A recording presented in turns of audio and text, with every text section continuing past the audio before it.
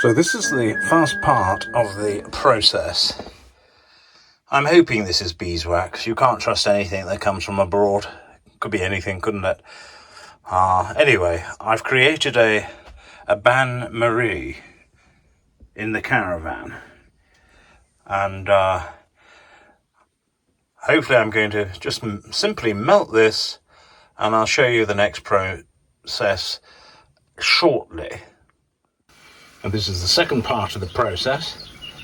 We've got the molten beeswax. I don't believe it's beeswax. So I should be sending that back. So this is just purely, I shall probably just polish things that are of no consequence. You just cannot trust people. This is made in, this beeswax was made in, or produced in Vietnam. They're as bad as the pesky Chinese. They just lie through their teeth, don't they?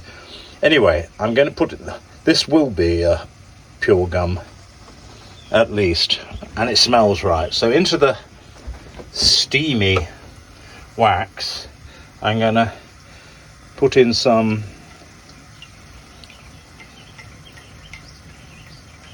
gum turpentine.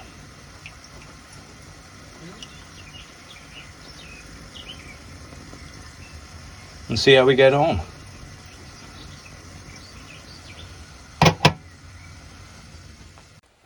Right, I've got an oven glove. I'm going to pick this stuff up. I'm going to put it into an empty tobacco jar.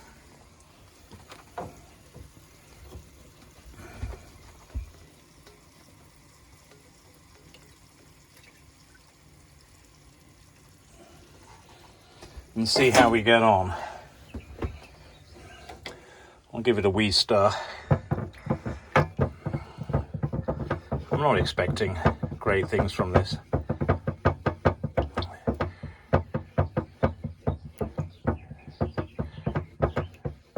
The actual, it doesn't seem to be mixing with the molten wax, which again is somewhat odd. So this is just a disaster, really.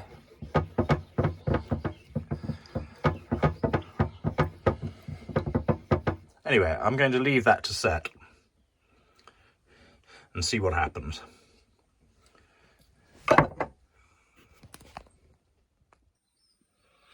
And this, my friends, is the final product, polish. But I will speak about what I think about this polish up at the cottage. See you in a mo. Principally for my American viewers, the hallowed name of Sperry's Topsiders. It doesn't get any better than that, chaps.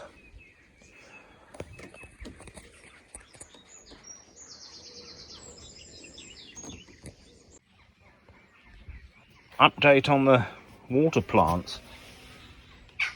Seems very healthy, doesn't it? And that one. These two have managed to turn themselves over, which is good, isn't it? So, and they're looking, well, they were always a bit greener on the underside. So I'm glad about that. Water's clarified somewhat. Until the brains of the outfit gets up here from Wales, I'm just going to nurse them before they go into the pond for real. Well, I thought you might like to see that, you gardeners out there. Hello, friends. Well, I'm up at the cottage now. I hope you enjoyed seeing that footage of me making some beeswax. But it wasn't beeswax, I don't think. You've got to be careful with Amazon. And it would appear, looking at the comments, that the majority of what passes for beeswax isn't. Anyway, I made it as a sort of dry run. It took 20 minutes start to finish really to do that. Very easy to do on the stove top to make that polish. But I'm going to purpose that for shoe polish rather than my oak furniture. I've ordered 1 kilogram from a farm in England, proper beeswax. It's unfiltered, so it's filthy looking, but that doesn't bother me for furniture polish. And it was quite cheap, a kilogram. of unfiltered beeswax. Being a beekeeper myself, I know where that's come from.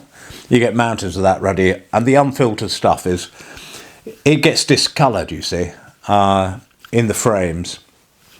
You get all sorts of, it doesn't always come out beautiful and yellow. It can be quite filthy looking. So that's where obviously that's come from. But I don't care. And a kilogram is very cheap. And I should probably never have to buy furniture polish or shoe polish ever again now, as a result of that. But it just shows you, and it's great fun making. So if you saw the video footage earlier, then you'll just see just how easy it is to make a tobacco tin up of your own polish rather than spending a fortune. So that was something of a little minor victory today. You'll also have seen the footage of the little basin with some of those water plants in. It would appear that the minor water lilies have upturned themselves, and they were always green on that side, they were brown on the other. So I'm sure by a process of photosynthesis, I sound like one of those, when they take the Michael out of Spanish people, photosynthesis, and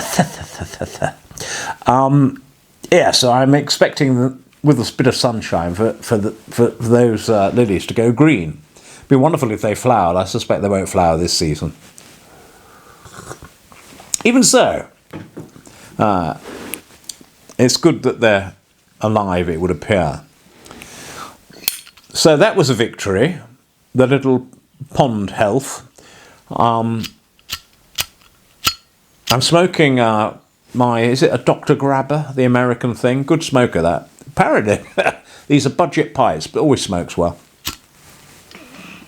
I'm bidding, I'll probably find out when I get in, on a rather sexy pipe. I'm not going to tell you anything about it, because I might not win it.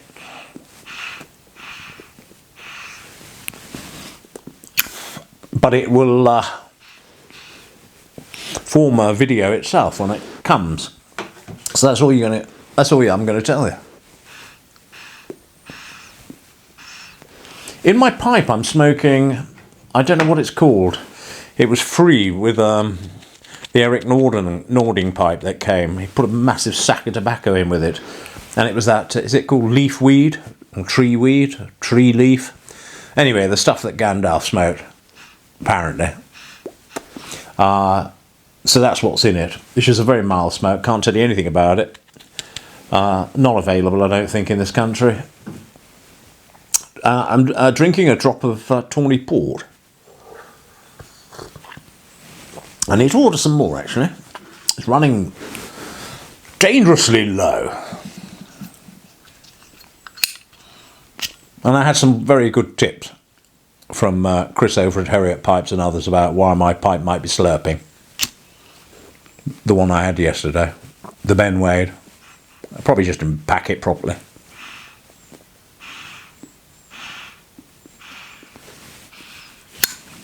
This one certainly isn't slurping, is it?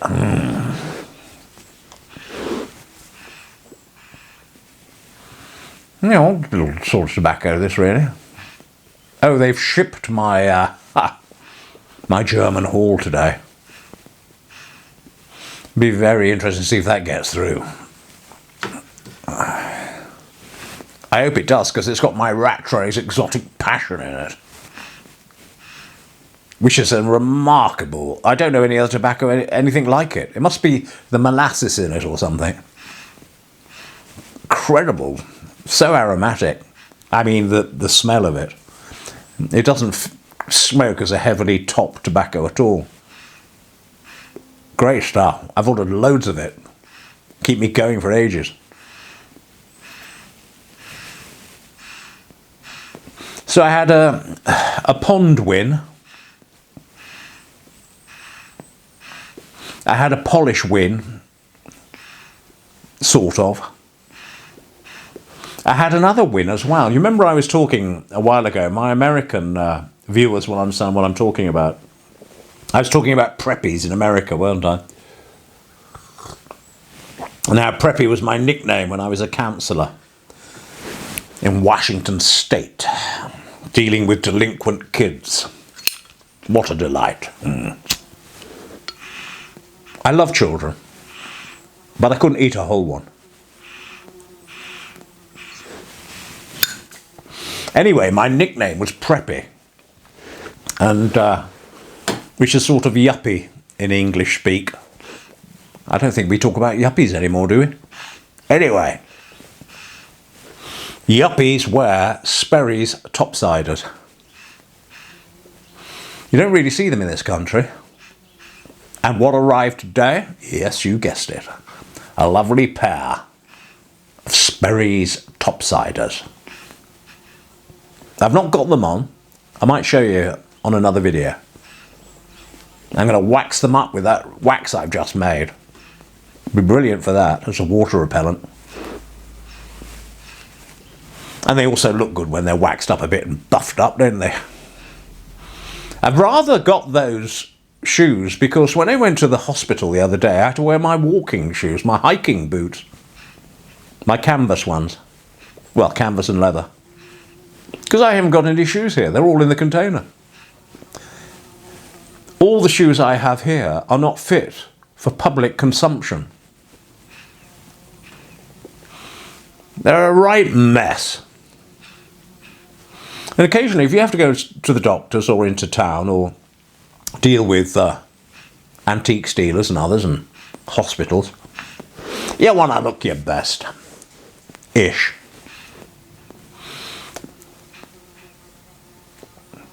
Whereas I sort of look like a grubbing peasant most of the time. And sends off the wrong signals, doesn't it? I mean, I don't think they care one bit in the least in the surgery. Or the hospital. I think it goes back to my generation. You remember the generation. A lot of people who watch this are my age and older. Do you remember your mother used to make you put on a clean pair of underwear when you went out, in case you got run over? Which I never saw the point of, because if a big juggernaut was coming straight at you in the middle of the road, you'd probably crap yourself anyway. Can you imagine it? Arriving in emergency ward 8, you know, with no legs, half your head crushed. The last thing on your mind is what the nurses think about the state of your underwear. But there we have it. That's what it was like, living in the old days. It was in the days when you would stand as a child in a car park in a local market town, and your blessed mother would spit on a hanky and rub your face. I hated it. Oh, I can remember it now. Those were the days, my friends, those were the days. So those were a win as well. That were three wins. But are you ready for the biggest win? Do you remember I said I was going to be in touch with borehole people? Well, Martin arrived today.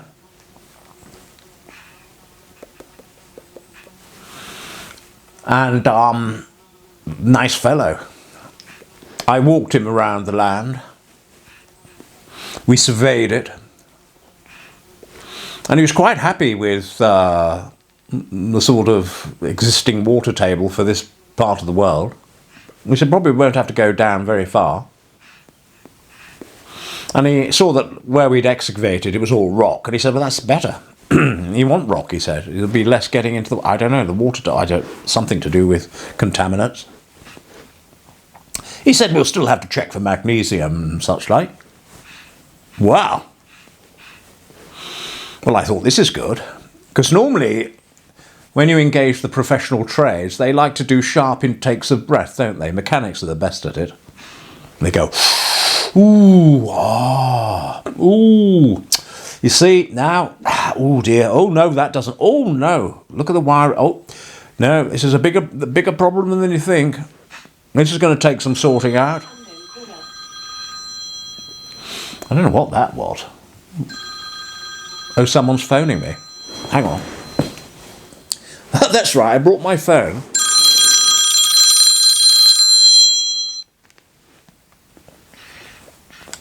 Hello?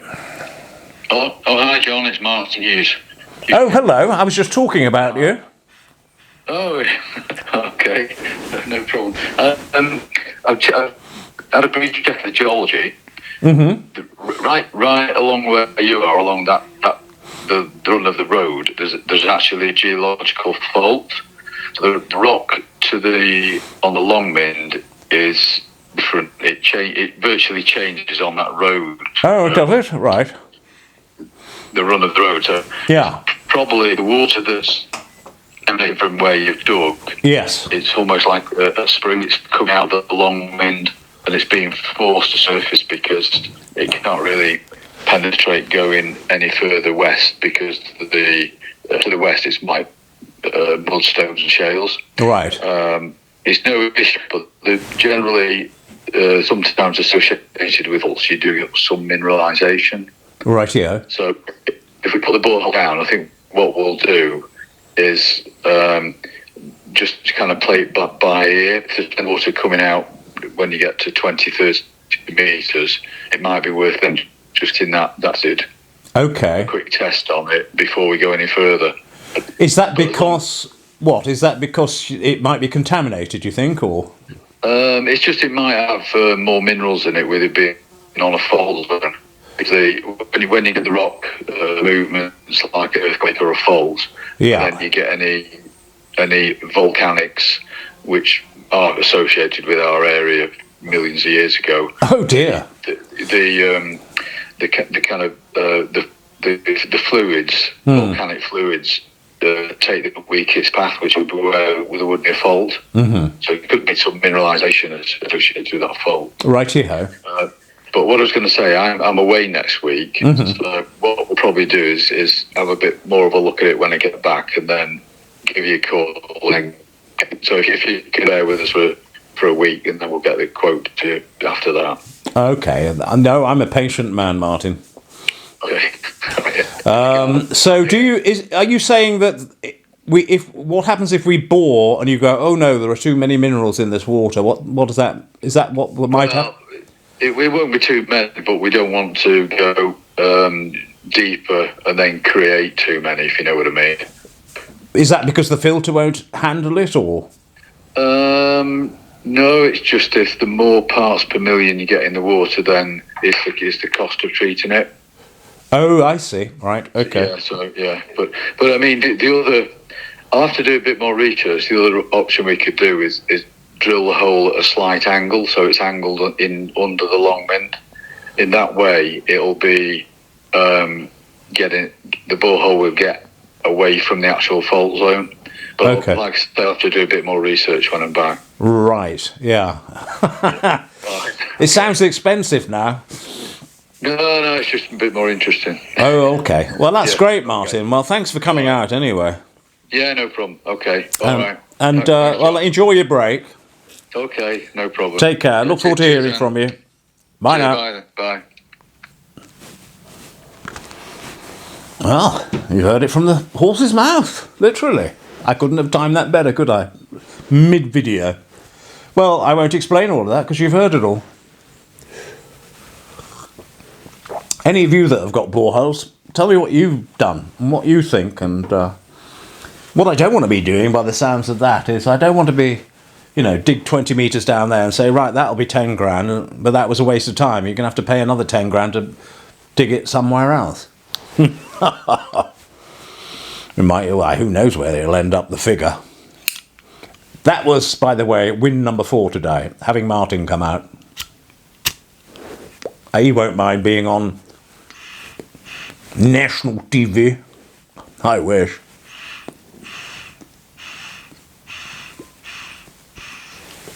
But it does mean it's going to rile the whole things up, because he's away. But I'm in no hurry.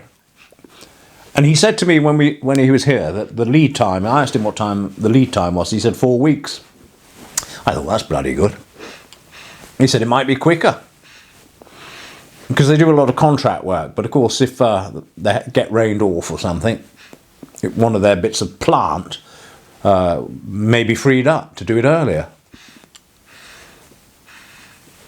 My biggest concern was not that there wasn't water down there, but that he wouldn't get the blessed plant, the heavy plant, onto site. He said, oh, no problem, just a track vehicle comes down. I said, will it get through those farm gates? He said, yes. So I'm optimistic, my friends. It's very exciting, isn't it?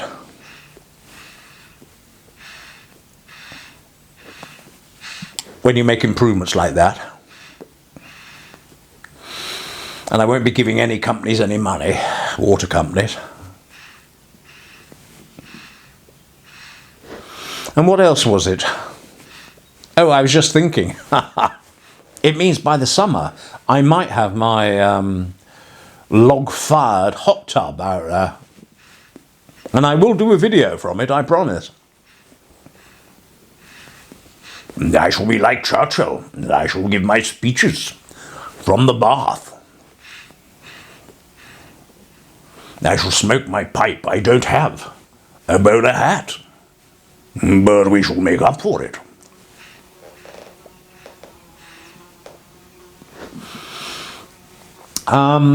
Yeah, so that was a bit of a win. I mean, I've had quite a relaxing day, really. I haven't done a great lot myself. I had some chamomile tea before I came up here. I'm positively zoned out. So I don't know what to make of all of that. But they know what they're doing, don't they? I may have to have heavier filters to get rid of all the heavy minerals in the water. What does he say? He might. I don't understand the logic. He's talking about going into the Mind rather than just down. It sounds like he wants to go in at an angle or something. Oh, who knows? I'll let them worry about that. But it'd be great, you see, because it means we can get hot water, cold water, get this place all plumbed and get. But in the short term, I just want to get that Japanese ofuro, my hot tub, my spa, out there on the track down below, the one we created. And then you see I'll have solar lights and various things beaming down on me. So I can go for little midnight baths, listen to the owls, smoke my pipe, mild breeze, and let the logs and the coals and the embers do their job.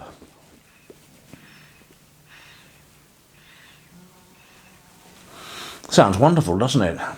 You know, I've got a hard life here, friends. I wouldn't try and emulate my way of life. I wouldn't try to emulate this extraordinary existence up the mountain. Rather nice, though, to think I'll be drinking Precambrian water. The rocks are all Precambrian round here.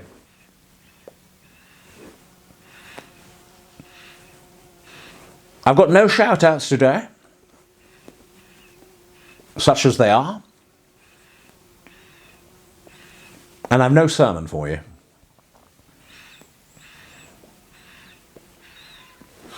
I'm going to go and,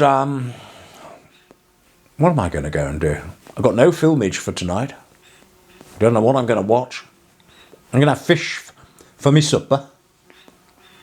I had chicken last night. But I've got some fish that will be defrosted now. I don't have any carbs, so I'll just have a bit of salad with it. Oh, that's one thing I did today. Some of my tobacco I planted out individually into much bigger pots, and I did the same with the lettuce. I'm going to have a lettuce crop in my greenhouse, and I'm going to erect the other greenhouse, which is the same as that one, and put it behind the caravan. And as someone suggested, just take leaves occasionally, they'll grow back or whatever.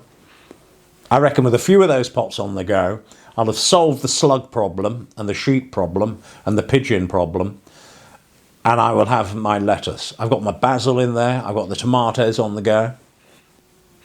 All very Italian, you know. Only I'm not allowed the pasta. Which is a shame because I used to cook Italian food all the time. I was good at it. I'm not hardcore keto, nowhere near it. But I have reduced my carb intake. Notwithstanding the sugar that will be in this tawny port.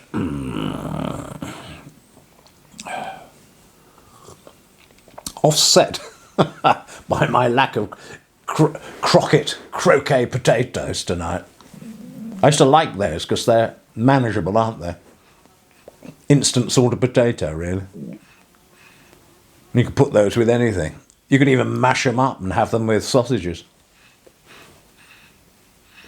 Anyway, my friends, that's a quick appraisal of life at the Hermitage today. I'm all on my own. I have been for some time. The brains behind the operation is not here. She's in Wales. Oh, some people have commented on the fact that I mentioned children. And I'm not sure whether they were horrified or not. Or thought, good God, has Father John been fornicating? Now, I used to be married. So I've got 2 kids. And some people will be thinking, well, hang on a minute. Well, how can you be a Catholic priest? Wow. Not a lot of people like the old Pope, the one that's just gone, Frankie. But he did me a favour anyway, because some years ago, he gave me a dispensation from clerical celibacy. So, for those of you that have demonstrated an extraordinary level of curiosity as to my previous life and my present life as a Catholic priest, I hope that's answered your question. Right, I've got to go, fellows. Chapesses. Sun is now shining, which is good. I'll get some photo on my little lilies. And I'm going to see if I can find a film for tonight. I hope you're all going to have a good evening, wherever you are. I hope the Lord is looking after you. I hope you're being mindful and grateful. And God willing, I will see you tomorrow night on my next video. This is Father John signing out on Off Back to Caravan. Cheerio.